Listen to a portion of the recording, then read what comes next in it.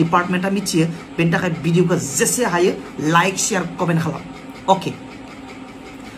जि नुबाय नैबे मैया एनाउन्स खालामनाय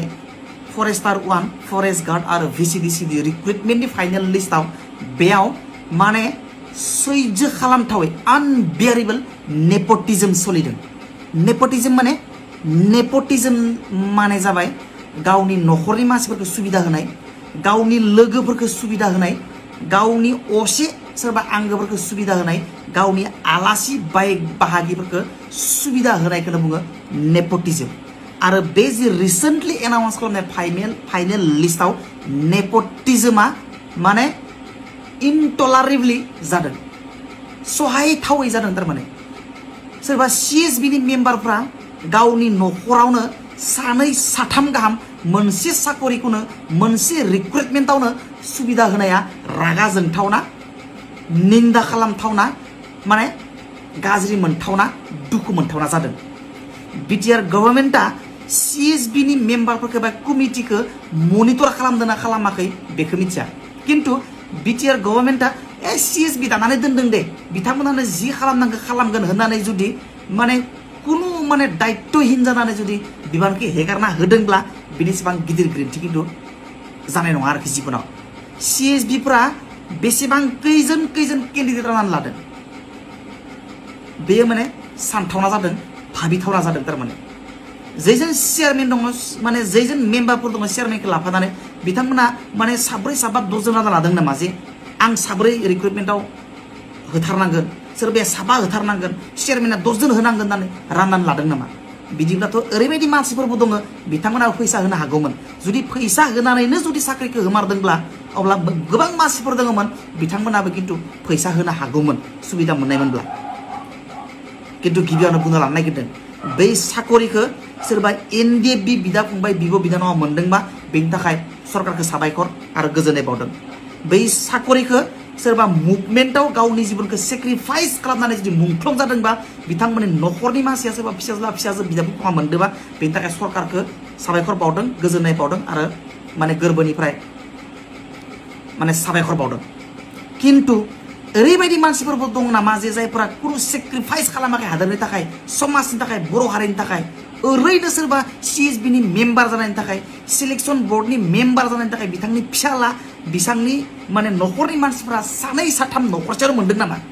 जुदि मोनदोंब्ला एन्ड दिस इज भेरि आनफर्चुनेट आरो बिराद मुगैथावना बिराद रागा जोंथावना जुदि सरकारा सानदोंब्ला इलेक्शननि सिगां जोङो साकरि होनानै पपुलारिटी गेन खालामनि जोङो भट बेंकखौ बारायनि होनना सानदोंब्ला बे बिराद गिदिर गोरोन्थि जादों आरो बेनि सोलायै किन्तु सरकारा पपुलारिटीखौ गेन खालामनि सोलायै बिसोर लससो खालामदों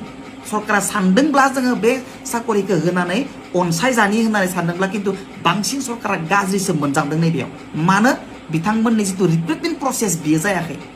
रिक्रुटमेन्ट प्रसेसआव बबे सिलेक्शन बर्डनि रुलखौ नुदों नोंथांमोना जे माने रिक्रुटमेन्ट प्रसेसआव मोननै मोनथाम प्रसेस थायो लेभेल 1 लेभेल 2 लेभेल 3 जेरैबायदि रिटन एग्जामनि उनाव फिजिकेल टेस्टनि उनाव भाइभानि उनाव फाइनेल लिस्ट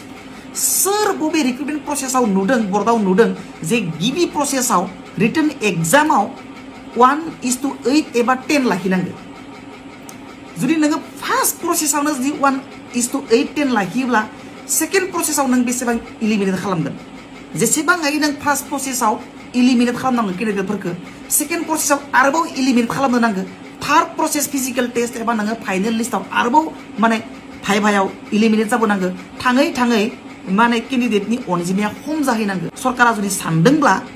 जोङो साकरि होनानै जोङो पपुलारिटी गेन खालामनि जोङो भट बेंकखौ गेन खालामनि बांहोनो होनना सानदोंब्ला किन्तु बिनि उल्टासो जादों बेयो मोनसे डिफेक्टिभ प्रसेस बिटिआर गभर्नमेन्टनि CSBनि बेयो मोनसे डिफेक्टिभ एबा बिराद गोरोन्थि गोनां आरो मुगै जाथावना सोंखारि जाथावना गाज्रि मोनथावना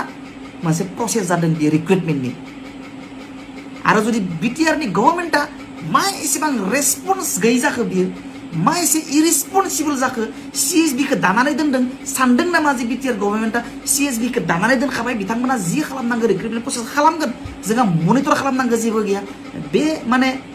CSB बर्डखौ जेबो बुंनांगौ गैया नायफामनांगौ गैया होनना सानदों नामा CSB बर्डआ जि खालामगोन बेनो खालामथों CSB बर्डआव जेसेबां मेम्बारफोर दङ बिथांमोना गावसोरनि नखरनि सोरबा फिसाला फिसाजो बा न'खरनि मानसि आलासिफोरखौ सोनानै लायोबा लाथों बेयाव आंहा जेबो बुंनांगौ गैया होननानै बिटिआर गभर्नमेन्टआ सानदों नामा आरो सानदोंब्ला खिन्थु बेनि फिथाइखौ फैबाय थानाय रिजाल्टआव खिन्थु मोनगोन जोङो फोथायनाय लादों सरकारा बिराद मोजां खामानि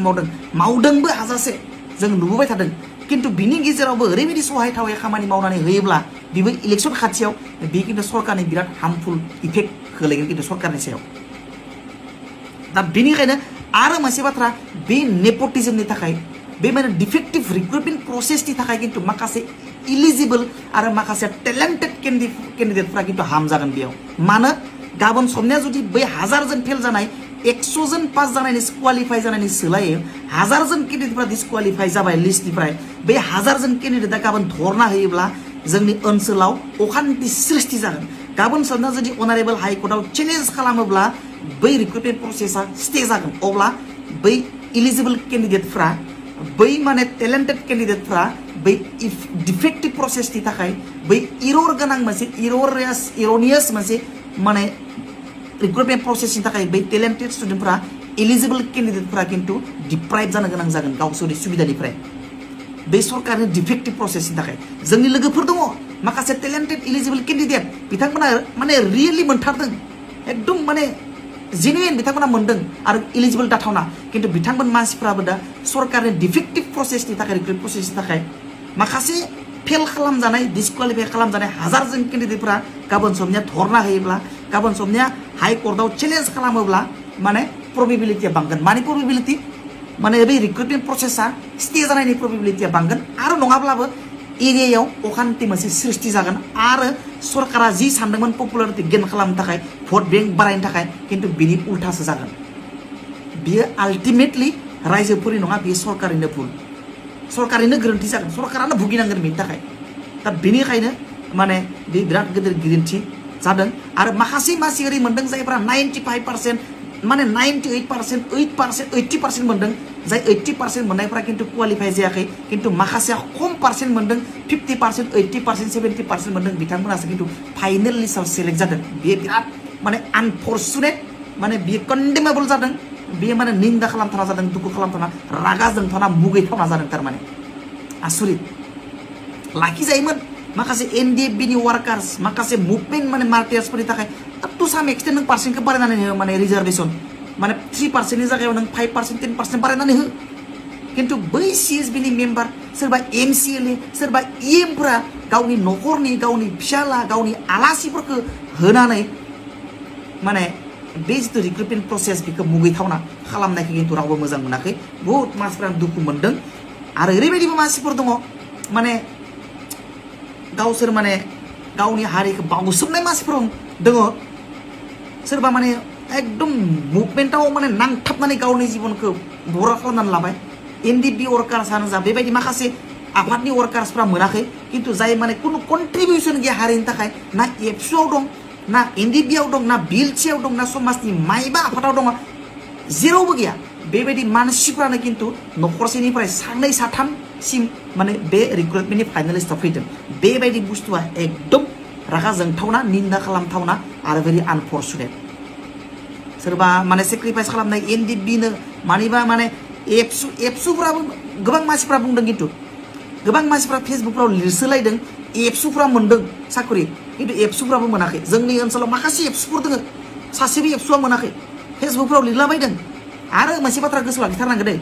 कम्पिटिटिभ आनजाद लिरबानो साख्रि मोनजोबनांगौ बेबायदिबो नङा दै फैसा खरस खालामनानै खिन्थु हाइकर्ट चेलेन्ज खालामनायाबो लस दं खिन्थु माखासे मानसिफ्रा जायफ्रा माने सानदों जे कम्पिटिटिभ आनजाद लिरबानो माने साख्रि मोनथारनांगौ बिदिबो नङा जोङो ओरैबायदि इजि लायो आसाम गभर्नमेन्टआव नोंथाङा साख्रि हैनाय फैसा मोना बिराद बिटिआर गभर्नमेन्टआव जोंनि बिटिआर ओनसोलाव एग्जाम लिरनायखाय साख्रिखौ मोनथारनांगौ सानदों आरो मोनिखाय सरकारखौ बिराद रागा जोंदों सिएसबिखौ बिराद रागा जोंदों बिदिबो नंद्राया खिन्थु हाइकर्ट चेलेन्ज खालामोबा उकिलनो फैसा माखासे होना नोंथांमोना खिन्थु लसबो जानो हागौ दै माखासेफ्रा जायफ्रा कनफिडेन्स गैया आं पास जाथारनांगौ आं बिराद मोजां लिरदों बिथांमोना खिन्थु हाला दावराव दावसि खालामना लाब गैया सोरबा सासे सानै खम अनजिमानि मानसिफ्रा जुदि कनफिडेन्स दोङोबा कनफिडेन्स लेभेला जुदि हाइ आङो 90% मोनथारनांगौ 80% मोनथारनांगौ होननानै बिथांमोना आरटिए खालामजायो हाइकर्ट चेलेन्ज माबा माबि धरना खालामजायो बेयाव बादा गैया मानोना सरकारनि जिथु कारापसन प्रसेस बेखौ रावबो सापर्ट खालामनो नाङा आंबो खालामा आरो रावबो खालामनो नाङा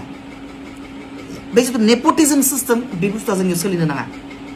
आरो ओंखायनो मोनसे बाथ्राखौ नोंथांमोनाबो माने इमान सेन्टिमेन्टेल जानो नाङा एग्जाम होबानो जे साख्रि मोनथारनांगौ बिबो नङा बेखौबो गोसोआव लाखिखा आङो ओंखायनो माने जाय नंगौ बेखौसो बुंदों आङो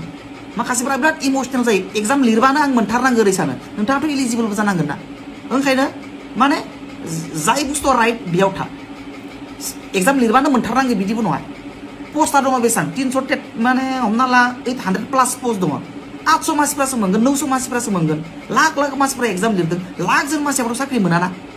मोनगोन 800 जन 800 प्लास मानसिफ्रासो मोनगोन मानो होनबा सिदा लिमिटेड इयुनाव गासैबो माने रिटेन एग्जामाव पास खालामजोबनानै होबाय बिनि ओंथिया बि नङा जे रिटेन एग्जामाव पास जाजोबनायानो साख्रि मोनथारनांगौ भाइभायाव माने क्वालिफाइ जाजोबनायानो साख्रि मोनजोबनांगौ बिदिबो नङा ओंखायनो जायफोरा आनजाद लिरदों नाथाय क्वालिफाइ जायाखै गावखौनो बुजि आं बेसेबां इलिजिबल स्टेट लेभेलाव आङो पास जाहां जादोंना जायाखैमोन बिटिआर लेभेलाव दिनै आं पास जायाबाबो बिराद रागा जोंदों मोनथारनांगौ होनना सानदों सरकारखौ रायदों सिएसबि बर्डखौ रायदों गावखौबो साननानै नोंथाङा बेसेबां इलिजिबल अके खिन्थु भिडिअखौ शेयार खालाम थेवबो आङो सिएसबि बर्डखौ बुंदों सिएसबिनि चेयारमेनखौ लाफानानै साफ्रोमबो मेम्बारफ्रा सिलेक्सन बर्डआव थानायफ्रा मिथिगौबा खोन्थाहर सोर मेम्बारा गावनि न'खरनि खैजोन साखरि होदों बेखौ मिथिगौबा कमेन्टआव लिरनानै हर खोनानायाव सोरबा सिएसबिनि मेम्बारजों लोब्बा थानाय खाथि सोमोन्दो गोनां आलासि न'खरनि मानसिफ्रा गोबां मोनदों होननाय खोनादों न'खरसेयावनो सानै साथाम साब्रै बेबायदि मोनदों होननाय खोनादों नंगौना नङा सोरबा मिथिगौब्ला कमेन्टआव लिरनो दाबाव आरो भिडिअखौ शेयार खालामबाय see you next